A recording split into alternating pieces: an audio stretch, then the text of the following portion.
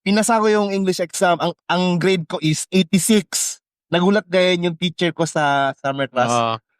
Sabi niya pa sa akin, Jan, bakit mataas nga Yung ang ano grade ko, mo sa akin? Bakit ka nabagsak?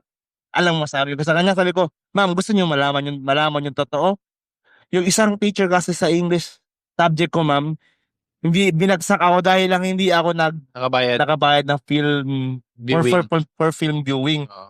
Parang nag-gets niya na yun kung sino yung tao na yun. So, pero di binanggit. Sino ba? Hindi ko na din babanggitin kasi di ko na maalala eh. Basta ano yun siya, babae yun siya. Tapos yun na.